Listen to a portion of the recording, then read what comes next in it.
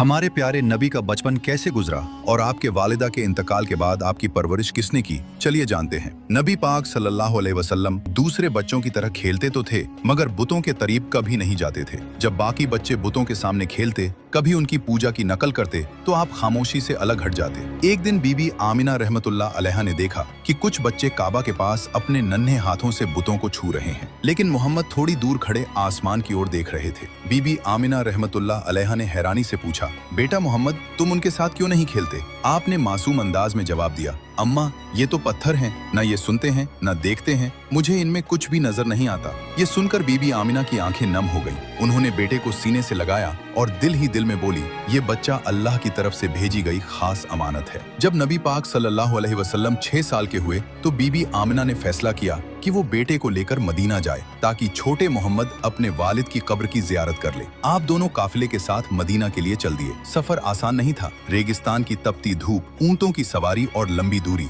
मगर नन्हे मोहम्मद की आंखों में अजीब सा सब्र और हौसला था। वे मदीना में तकरीबन 1 महीने ठहरे। रिश्तेदारों से मुलाकात हुई। जब वालिद के कब्र पर पहुंचे तो बीबी आमिना ने कहा, बेटा, यही तुम्हारे वालिद की कब्र है, वो तुमसे बहुत मोहब्बत करते थे। हुजूर सल्लल्लाहु अलैहि वसल्लम खामोशी से कब्र के पास खड़े रहे। मासूम आंखों से आंसू बहते रहे मगर जुबान से कोई लफ्ज न निकला। मदीना से वापसी पर काफिला अबवा नाम की जगह पहुंचा। वहीं अचानक बीबी आमिना रहमतुल्लाह बीमार पड़ गई। बीमारी इतनी बढ़ गई कि चलना फिरना भी मुश्किल हो गया। उन्होंने अपने बेटे को सीने से लगाया और कहा, बेटा मोहम्मद, शायद अब मैं तुम्हारे साथ न रह सकूं, मगर याद रखना, तुम अकेले नहीं हो, अल्लाह तुम्हारे साथ है। तुम्हें वो जिम्मेदारी मिलेगी जो दुनिया में आज तक किसी और को नहीं मिली। 6 साल के छोटे मोहम्मद सल्लल्लाहु अलैहि वसल्लम की आंखों से आंसू बह रहे थे। कुछ ही देर के बाद बीबी आमिना रहमतुल्लाह अलैहा की रूह परवाज कर गई। हुजूर सल्लल्लाहु अलैहि वसल्लम की आंखों से आंसू थम नहीं रहे थे। काफिले वालों ने आपको वापस मक्का पहुंचाया और आपके दादा हजरत अब्दुल मुत्तलिब के हवाले कर दिया। जब हजरत अब्दुल मुत्तलिब को पता चला